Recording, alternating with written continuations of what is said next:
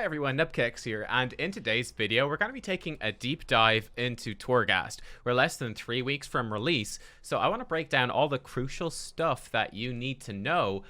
Why are you doing Torghast? How does it actually work, etc. And I'll guide you through some highlights of a Torghast run as well. Now, as you can see, there's loads of people here on the beta. Blizzard has asked us to come onto the beta, and they've created these template characters for us as well, so we can actually go in and test Torghast. They want to do some really focused Torghast testing over these current couple of days, so there may be some Torghast changes after this testing. I'll of course do a video to let you know, and we'll have some in-depth Torghast guides when the stuff goes live. So for example, we have a Forge of Bonds here, which lets us do some soulbind stuff. This will not actually be in Torghast on live. This is just purely for testing purposes with these template characters. Yeah, we are also, it's worth noting, we are at Renown 9. I believe they've given us Renown 9 just to give us access to our second Soulbind as well. But in terms of how powerful we are from our Soulbind, we're really not that powerful. So I'm running with Nadja. So I've got the first one here. Every character is by default with the Venthyr on these templates. So all the templates are Venthyr, which is funny. I've got Shadow Perceptions, which is a very minor buff to my Mind Games Covenant ability. And then Agent of Chaos, which is Disorient. Then I believe we have this Finesse slot, which you wouldn't have in the first couple of weeks of playing. I think this comes from, excuse me, maybe you would have it. And yeah, you get it on Renown 7, actually. So you should get this, I think, in week 2, because you start at Renown 1, and then if you can earn 3 Renown per week, in week 2, you should get up to 7 Renown. So you should actually have this exact same Soulbind I have in week 2 of playing. Now, if we look at the map of Torghast, this is how it works, right? So there are 6 different areas you can go to: Scald's Hall, Fractured Chambers, Soul Forges, Cold Heart Interstitia, Mortragar, and the Upper Reaches. And the way that these work is they're kind of like tile sets, right? They're kind of like different dungeons. So they have different types of enemies. There's different end bosses. And of course, the visuals are different. So for example, we're going to be going into Scald's Hall, and Scald's Hall is kind of quite bluey and stuff like that. I think Cold Heart Interstitia, for example, is kind of, the theme is that it's much higher up. There's lots of frost, and you're kind of more climbing through these areas in the sky. Mortragar is very cool. It's kind of all the really high sort of towers coming down from the ceiling, and you're way up high. It's very cool looking. That's one of my favorites. But yeah, you get the idea. Soul Forges is really fiery, and it's kind of like you're in the bowels of the place. It's cool. So they're all different sort of themes. And the way it's going to work, as you can see, we have access to 2 of these, and this is how it works. Every week in Torghast, 2 of the 6 are randomly going to be open, or maybe semi-randomly. Maybe Blizzard has a pattern set up or something, you know. But essentially, there's going to be 2 of these open, and you can't go into the other 4. It's only 2 per week that you can go into. Before we look at the particulars of the levels of difficulty and the rewards that scale with difficulty, I'll just mention also the twisting corridors. It shows right now that there's 3 options. There's not, at the moment, it's just 1, and you have to do the intro quests and stuff to actually get access to this. The twisting corridors, this used to be an infinite Torghast. It's no longer infinite, okay? So what the twisting corridors is whereas going into one of these, you go through 6 floors. Okay, so when I go into Scald's Hall here to do my run, for example, I'm going to go through 6 floors. There's 2 normal floors. Then there's a vendor floor, so there's no enemies. There's just a vendor. It's kind of a chill. 2 more floors, and then the 6th floor is the boss floor. So there's going to be a vendor and the big boss, right? So that's how it works. It'll be the same thing with Cold Heart Interstitia. Floor 1, floor 2, just normal. Floor 3 is a vendor. Floor 4 and floor 5, Tongue Twister, are normal. Floor 6 is the boss. Now, when you come into the twisting corridors, it's going to take 3 of these at random, put them into a random order, and you're going to go through 18 floors, okay? So you're going to go through 18 floors. So it's basically taking 3 of these, puts them in a random order, and then you do them all together. And obviously the appeal is, well, that you're going to be getting all these powers as you go through Torghast to power up your character. So if you do an 18-floor run instead of a 6-floor run, well, you're going to build up loads of powers and loads of power. So by the end of your 18-floor run in the twisting corridor, your spec could play like absolutely wild. You could have some crazy stuff going on there. So that's sort of the appeal. The twisting corridors is optional, though. It's optional. It's just for fun, really. You're going to be getting stuff to help you with your legendaries in the 2 weekly floors here that you can go into, the 2 weekly zones. The Twisting Corridors is going to give you cosmetics. So you're going to get, by clearing it on the higher difficulties, higher and higher difficulties, getting through all 18 floors in each difficulty, you're going to get stuff like pets and mounts and transmog and things like that. It's all cosmetic, though. There's no actual power gains to doing that. It's just for fun. Let's talk about actual power gains, okay? So if I go into one of these zones, so Scoldus Hall, you can see that there are layers. Layers are basically difficulty, and there are currently 8 different difficulty levels. You're going to start off with just access to level 1. When you beat level 1, you get access to level 2, to level 3, and so on. What are the difficulties of this? Or we're going to go in and we're going to do a floor 6 run, which is the max I can do. Blizzard has given us on the beta right now these test characters, right? And they gave us a test character for a template for floors 1 to 3 or for floors 4 to 6. So I obviously chose the template for floors 4 to 6. And to give you some context, that gave me a character, no legendary item, but item level 180. That's roughly where I'm at. And again, about Renown 9 or in practicality Renown 7. So about week 2 of the Renown system. Item level 180, to put it in context, if I look at a mythic dungeon, they're dropping item level 183 gear. If I look at heroic dungeons, they're dropping 171.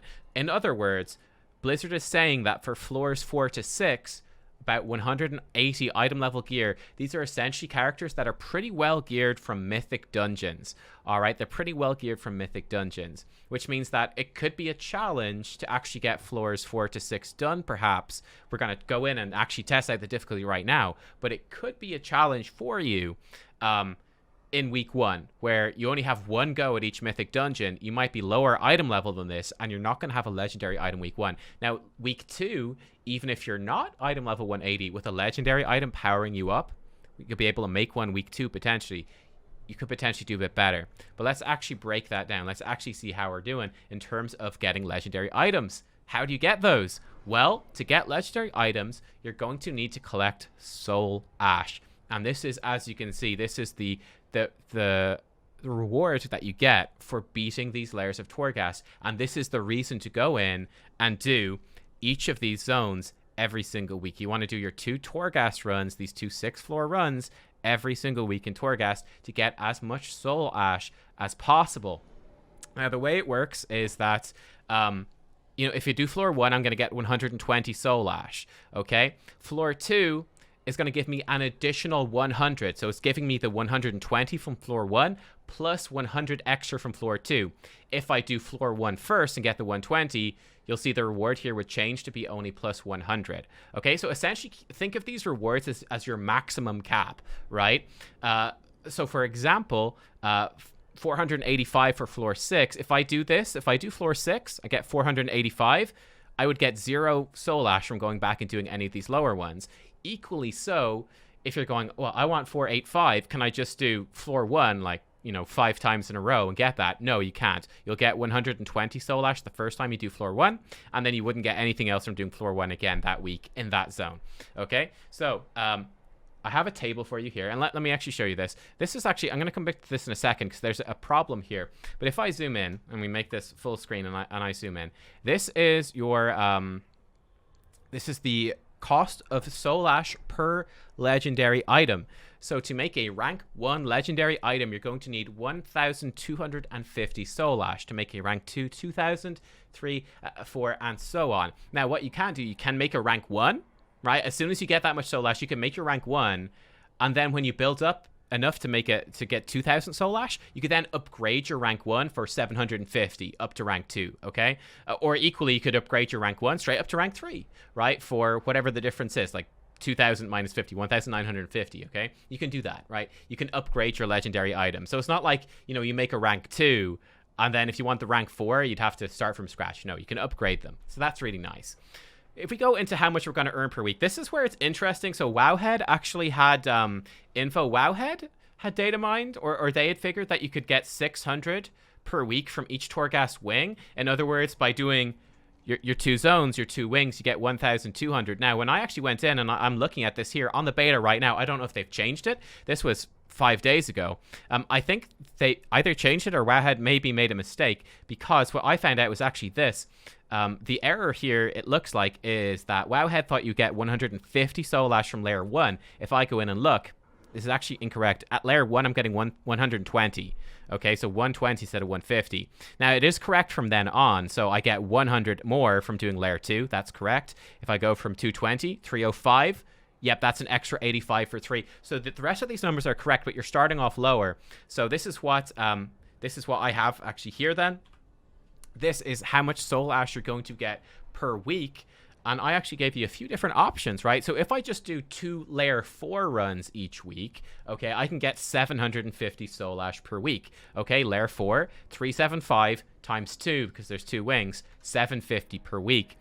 How long does it take me to get my legendary? So rank 1 legendary or a rank 4? So I need 1,250. Let's actually put this in. So I could get it over here. Let me actually... Let me zoom out. Let's fix this. I didn't think of putting this in. We're doing it live, boys. We're doing it live. Okay, so interesting enough. When can I get my first legendary? Okay, we'll zoom out a bit. Sorry if it's a bit small for mobile, guys. 120, 1250 for the first legendary. Week 2 for everyone here. If I'm doing Layer 4s, not enough week 1, but week 2 I've got enough for the rank 1 legendary. If I'm doing the maximum, if I go all the way up to the maximum rewards at Layer 8 here in both of my runs in week 1, which is likely to be a tough challenge, I could get a maximum of 1,140. Not enough for a legendary in week 1. It's gonna be week 2 when I get that legendary. That's across the board for Layer 8, 6, and 4. I didn't bother putting in lower ones, but you guys could go and work it out for yourselves. Sorry. Interestingly enough, what about a rank 4 legendary, the strongest legendary possible? And bear in mind as well, I should also point out, what do these legendary ranks do? They just give you more item level, more stats on the legendary item. They do not alter the legendary effect at all. So the effect of the legendary benefit itself, is the same on rank 1 at rank 2 as rank 3 as rank 4. It's just the stats on the item itself that increase. To get a rank 4 legendary, you need 5,150 Soul Ash.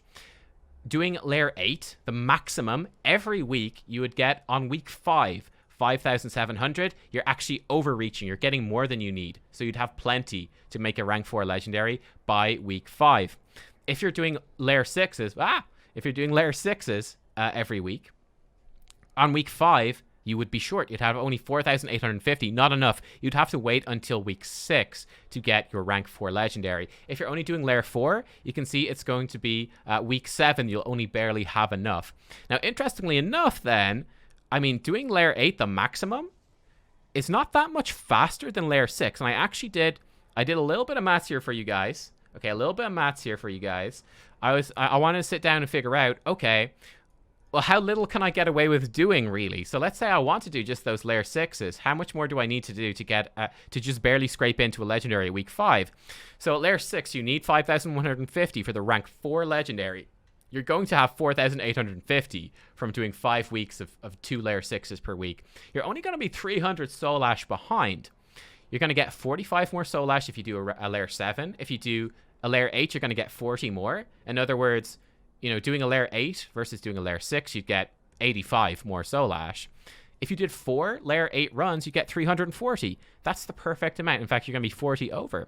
So in other words, what you could do is you could simply do your 2 runs of Layer 6 for 3 weeks. The first 3 weeks of the expansion, while you're sort of slowly getting yourself geared up with Mythic Plus, with Mythic, excuse me, and then of course week 3, you could, you know, do your runs, and then you could go into the raid, heroic raid, normal raid opens week 3, Mythic Plus becomes available week 3, so you could farm up your gear in week 3. Then weeks 4 and 5, you could go in with that new gear,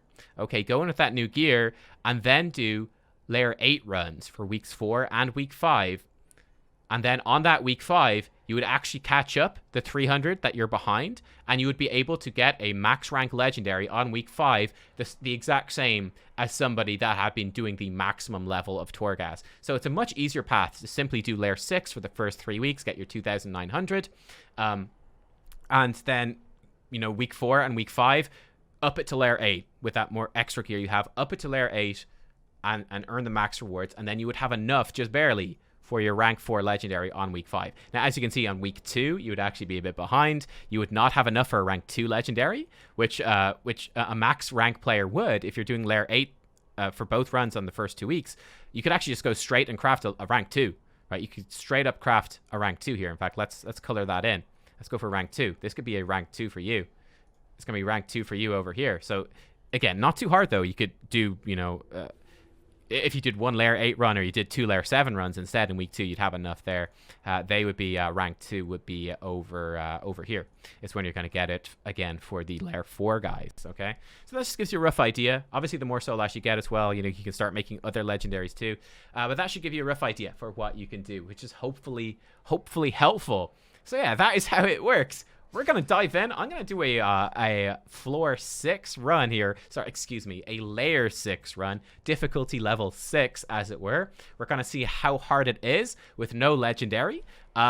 Is it any challenge at all? And with Renown 6, with that setup there. With Venthyr, which is a single target Priest Covenant. A single target Priest Covenant ability, which would probably not be ideal for Torghast. Something AoE focus would be a bit better, but that's okay. Let's see how we do. Is it going to be easy? Is it going to be hard? How difficult is it actually looking? Yeah, let's dive in. Let's find out. All right, guys. Well, here we are, and let's dive into this Torghast run. As you can see, levels 7 and 8 locked. We're going into layer 6 here, which is the highest default layer we can do with our starting gear. The template character I've given is no legendary.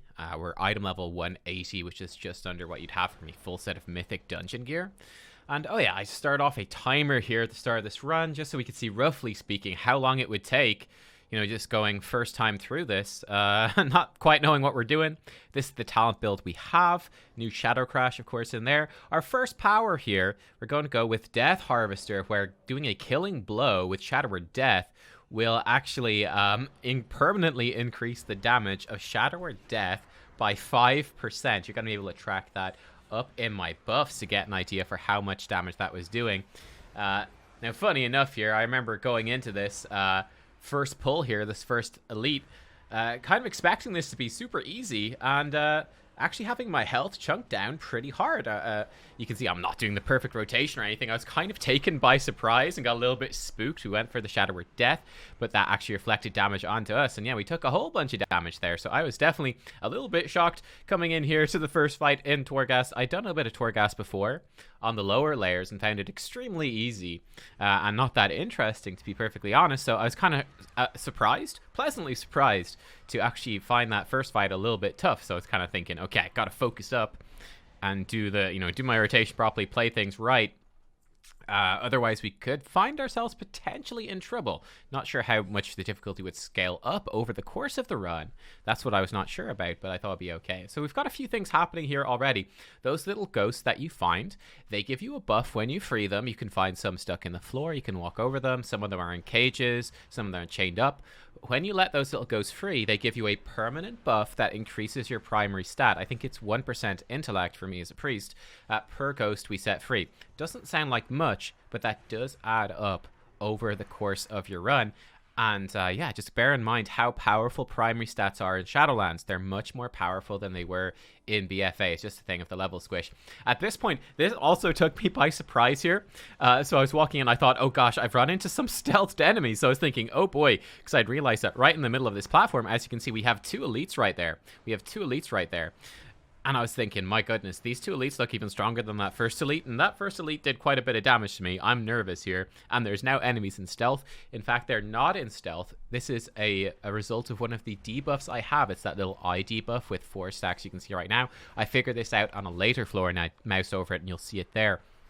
But that is actually a torment, which I believe was removed from Torghast before. And it looks like they've re-added it in. But what this debuff actually does is that when I'm out of combat, it will periodically spawn in 2 of these moss-worn seeker mobs to hunt me down, and it's going to give them 10% bonus health per stack of that debuff. So right now, when I'm out of combat, there's just a chance every few seconds to spawn in 2 of those Moss 1 Seekers, and with 4 stacks of that debuff, they come in with 40% bonus health, which is a bit spooky. Here you go. You can see this guy as well. He's reducing my move speed and my haste by 25% just from being on the floor with him. This Tower Sentinel with 70k hit points.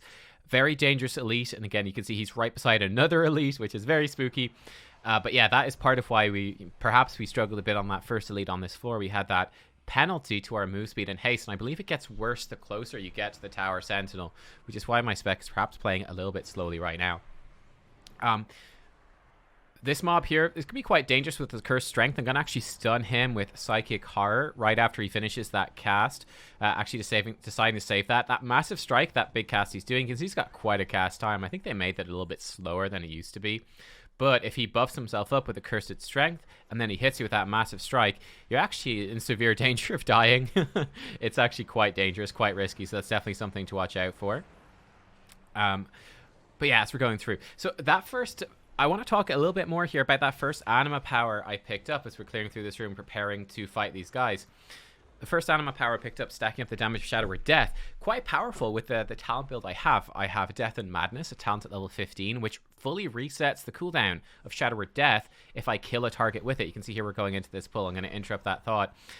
Shadow Word Death only has a 20-second cooldown. So yeah, if I land a killing blow with Shadow Word Death, it can be very valuable. I could potentially spam it out quite a lot. So this Massive Crusher actually has a knockback. We got lucky there and he knocked us into the brazier. We popped all of our damage CDs trying to burn down this Tower Sentinel, get rid of that haste debuff, and then finish off the Crusher afterwards. We use our Psychic Horror to knock the Crusher back. We're going to dot him up. Going to try put a Mind Games on him, so he's going to reflect some of that damage. He's going to fire off a Mighty Slam, and this time I was not thinking about that, and we got flung off the edge of the platform. So we got a death. As you can see there, on below the floor counter, we have a number of deaths that we are allowed per floor. If you run out of your deaths, you'll still respawn, but this super powerful mob, I believe, it's never happened to me. I've never run out of deaths. But a super powerful mob, spoiler, will spawn, start hunting you down, and will actually murderize you. So yeah, pretty bad news. I don't think you can kill that mob. He's just gonna murder you. It's bad news, so that's definitely something to watch out for. So here again, we're popping whatever cooldowns we had. You can see that mob, he does a fair chunk of damage, and we're just trying to position so that he will not actually knock us off the platform. Reapplying our dots. I actually feared him, and this gets a little scary because we feared him in such a way that he would have knocked us out of the platform. We're gonna walk to the side, try dodge that. Mob is low on life. We're trying to get him low so we can finish him off with Shadow Word Death. Bam, there we go. We get the killing blow with Shadow Word Death. In case you don't know how Shadow Word Death works, you can of course use it. You can use it on a mob at any percentage of health for that mob. However, it does 150% bonus damage when they're below 20% health. So you really want to mostly use it as execute. On top of that, the big risk with Shadow Word Death and the big risk with this build we've got going is you can see we actually have 7 stacks already of bonus damage on Shadow Word Death, which means, you see, we didn't quite kill that mob right there. That means that we're going to do 35% more damage at the moment with our Shadow Word Deaths. That is, yeah, if you don't kill the mob with the Shadow Word Death, it reflects all of the damage back to you. Becomes quite scary. Then there we go, finish him off with Shadow Word Death. That's 8 stacks, and yeah, now we're starting to fly on through, which is nice. You see, we're actually gonna we didn't quite manage to kill that one with the Shadow Word Death. It doesn't stack off of Maw Rats and stuff like that, so that's not going to work too badly for us. As you can see, we know the way out. We're just going to check over here, and there we go. We've actually got an anima power hidden here in this urn. There can be lots of anima powers hidden in the urns. They're easy to see. We got negation. Well, greatly increase the power of our jumps, or killing Maw Rats give us bonus charges of Shadow Word Death. Obviously, the Rat Corpse bag would be really good with this build, considering our first power was the stacking death damage. We're going to go with the empowered jumps, though, which is mostly useless. There you go. We find a guy trapped in the floor, and yeah, we're doing these jumps. I think this power, I'm not sure if this is a good thing. I think it's more of a bad thing, something that's kind of likely to kill you. But that's what we went for fun. You can use the speed run through some parts, but I think there's quite a risk that you could jump into mobs you don't want to, that you could jump off the edge and die. Yeah, it's an interesting one. I'm not sure if I would take it again outside of, try to speed run through some content. And here we go. We've got one of our first quests. This is a quest mob. Pretty nice. So here we are. I think that was actually one of the main story quests that you're kind of automatically going to run into in this particular zone of Torghast. You see it spawned in a bunch of mobs on us. We're going to lock them down, pop our big CDs, and we just blew them up. Absolutely no problem with those cooldowns running. Tear through those mobs. We're all good. And yeah, I think that's most of what interesting stuff that happened on floor 1. Let's skip on to the end. But yeah, at the end of each floor of Torghast, you've got a mini boss that guards the door. They're really not that bad, as you can see. I think I actually, with a little bit of lag, missed that stun. We're going to use our silence to interrupt the shackles and finish him off then with the Shadow Word Death. Try to get him as low as possible so we can land that killing blow. Maybe we got it, I'm not sure. And here we are. Painbreaker Psalm, an epic power. Shadow Word Death consumes Shadow Word Pain, doing some bonus damage. Lens of Elkavar, however you call it, is actually really good. When you critically strike, you're going to fire an arcane bolt at the target. I've used this before on some runs, and this did a ton of damage. I'm not sure if they've tuned it down before, but this was super powerful. I was just looking there. You can see that I could actually close down the powers. And look at my character sheet. I saw that I had 16% crit. Not bad. I decided to go for the Painbreaker Psalm, though, seeing as it's maybe a bit more interesting for you guys. You know, it's a Shadow Priest specific legendary anima power.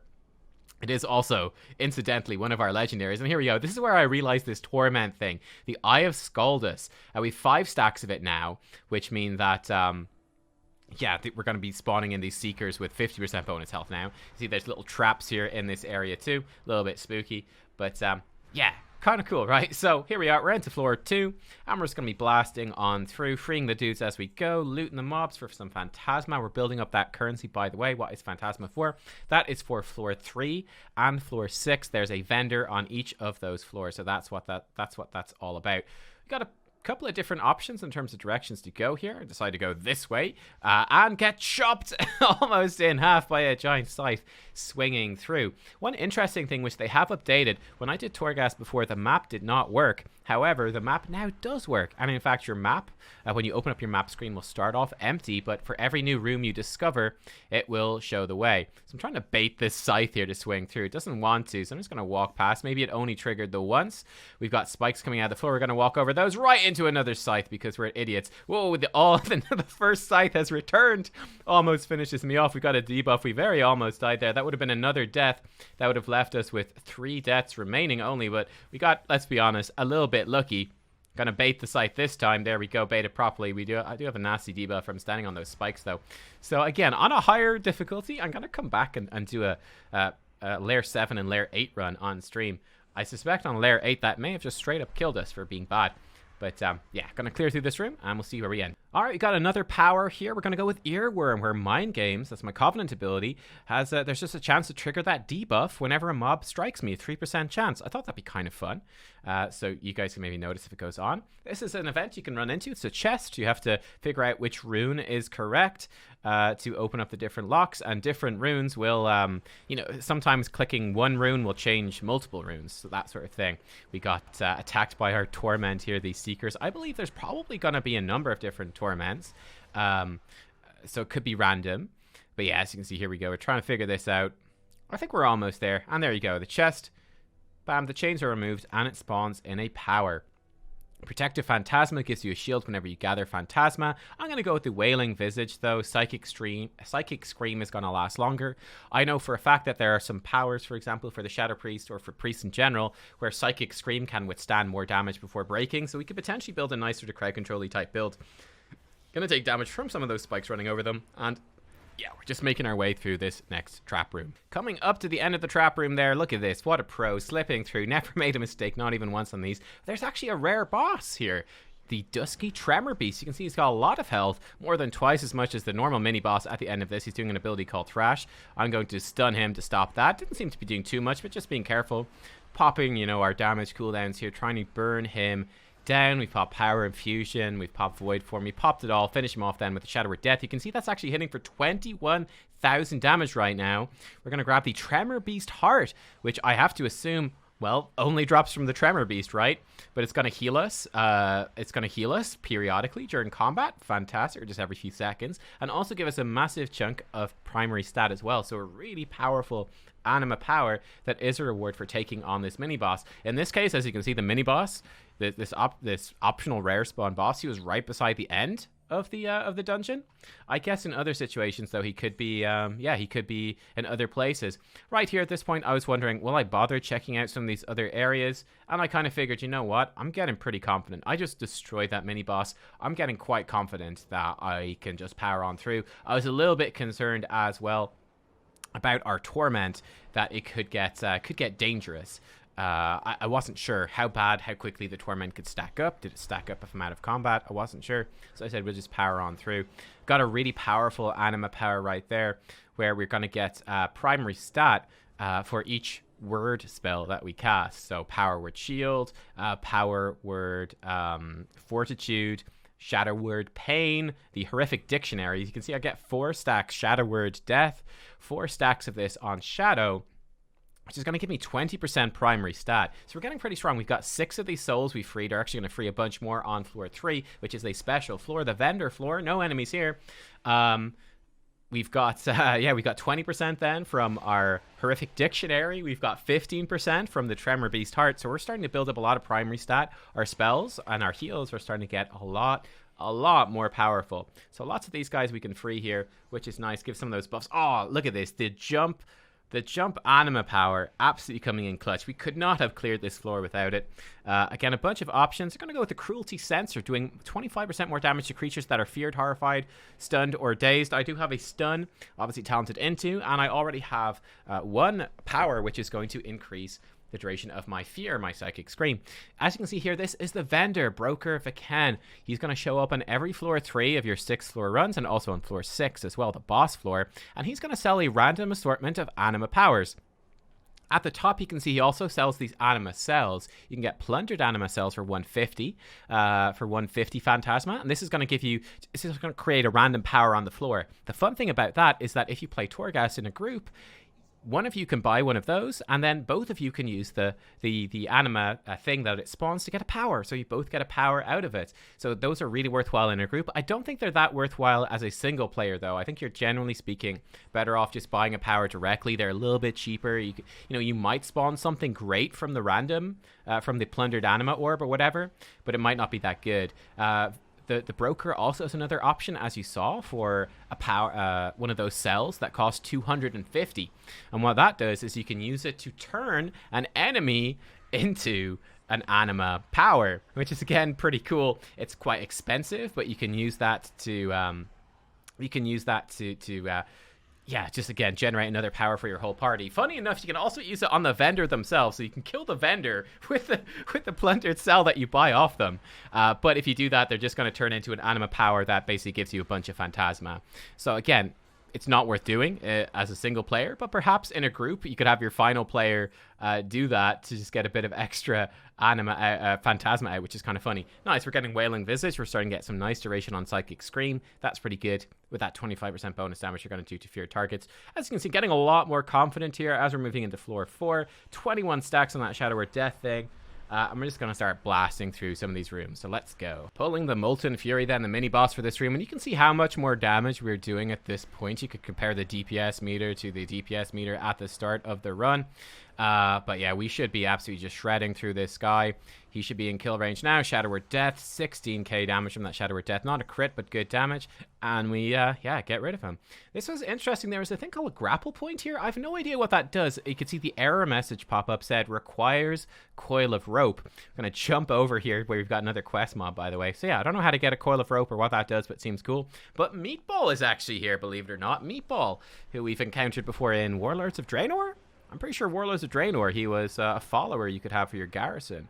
So yeah, we're going to help him out and do a quest for him and see what we get for helping him. Coming up to this spike trap. Oh, we're getting ready. Here we go. What a jump. Just jump right on over. Truly the best anima power. There's no question about it. And a bunch more enemies to blast through as well. Coming up here, we're going to weave our way through those traps. Definitely not getting hit. Making it through with 0. Incredible Nubkeks. Definitely not getting hit there.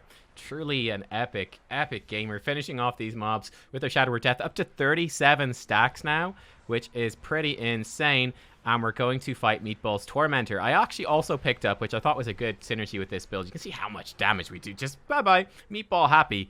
And that guy dead. I did pick up a power, which makes maw rats explode. It actually makes them explode for a lot of damage. So when you kill a maw rat, it explodes with this particular power, just the baseline, for about 7,000 damage in AoE, which is insane.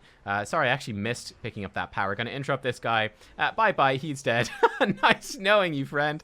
Nice knowing you. It was good. You can see on the minimap, actually, we got a quest icon there, so we're gonna go back for that in a second once we kill these guys. But yeah, I figured this maw rat power could be very strong. Whenever we see maw rats, because our Shadow Word Death does so much damage, you can one-shot them with Shadow Word Death. My level 15 talent just makes that instantly reset the cooldown of Shadow Word Death. I get a bunch of insanity for free. That maw rat explodes for 7,000 damage in AoE, and everyone is happy. It's pretty good. Bam, he's dead. We're going to come over here. See, Meatball gave us a power for doing that. And yeah, finishing his quest is actually a unique quest. We get Meatball as a companion, as a follower. What that means, he's going to help us out with the mission table stuff, right? So yeah, you can actually get mission table followers here. Pretty cool. We're going to get the Art of Phantasmal Healing. No, we're not. Debated myself. We're getting Wailing Visage again. Who needs healing when you've got Fears, I guess? So yeah, we're going to increase the duration of Psychic Scream even more. But yeah, it's just kind of those fun builds you can set up with these powers. There's some interesting stuff as well. 210% bonus damage on Shadow Word Death now. Pop the maw rats. Pretty cool. So I'm just kind of having a look over here. I see there's a big circular room down there. It turns out that there wasn't anything interesting. I see another power ahead of us. We might skip ahead to that. But yeah, nothing too interesting down here, though. Here we are. We're breaking this free. What power do we have? The Scales of Trauma. 100% of the healing done by Shadow. Mend empowers the next Mind Blast. Interesting. So our heals will actually up the damage from Mind Blast.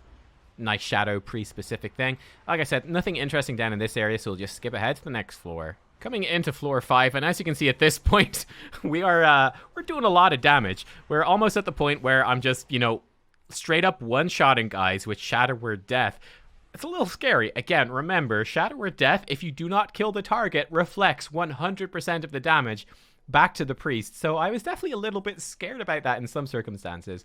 And generally speaking, what I was doing, just because of how Mastery, the new Mastery for Shadow Priest works, is you do more damage to the target for each dot you have on them. So Vampiric Touch, Shadow Word Pain, and Devouring Plague. So I was generally speaking just applying those dots to the target just to make sure I was doing as much damage as possible, and then blasting them with the Shadow Word Death. So for example, right there, I hit the Mossworn Seeker with Shadow Word Death, didn't kill him, and it chunked off half of my health. If I had crit with that spell, I possibly could have one-shot myself. So definitely showing, while this build can be extremely strong with those one-shot Shadow Word Deaths, if you don't quite kill the target, if you slightly misjudge it, you can find yourself in an awful lot of trouble very, very quickly. This is kind of an interesting room. We had these levers to open up these side areas, open up these cages. There was not all that much interesting in there.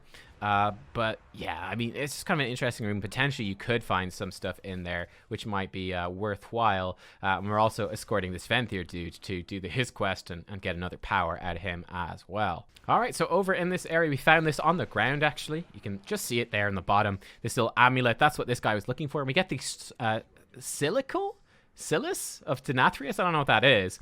Gain an additional 15% damage and healing when you ascend a floor, but also lose some max health. Now, I know for a fact that, well, this is a 6th floor run. That's what all the basic Torghast things are. We're only going to get one thing out of that, but I said, you know what? Even though we're only going up one more floor, I'll take 15% extra damage for the final boss, and I can give up 5% max health. Not a big deal. That's totally fine. Coming up to the final floor then, this was our final power. We got some pre-stuff. I went with Lightning Dust. Your attacks have a chance to fire a lightning bolt doing 10,000 damage. Quite a lot of damage, right? Quite a lot of damage. I'd used this before and it's been pretty good for me.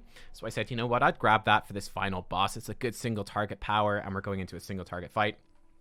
Once again, our jumping anima power coming in clutch.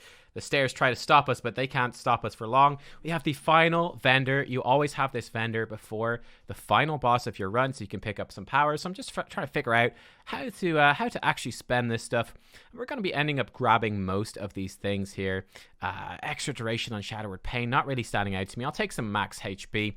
I think that's the biggest danger right now. I'm doing tons of damage, but it's more about surviving. That's the bigger concern. So we're going to grab that. And we're going to grab the Thick Burlap Sash, get some more health out of our Powered Fortitude, just buff that up. Again, that buff buffing up powered fortitude. That would apply to our group here. You can see these plundered anima cells. You can throw them down, get some powers every 30 seconds. We don't cast Shadowlands. The healing is going to be increased by 100%. It can stack multiple times. Again, we also have the power that makes our next Mind Blast do damage equal to what we healed. This one is interesting. We get 300 Phantasma, so I'm just checking the vendor. Okay, there's nothing worth buying. We don't need that Phantasma. There's literally nothing to spend it on. So I'll grab the other power instead. 5% more max HP, shielding from power with shield.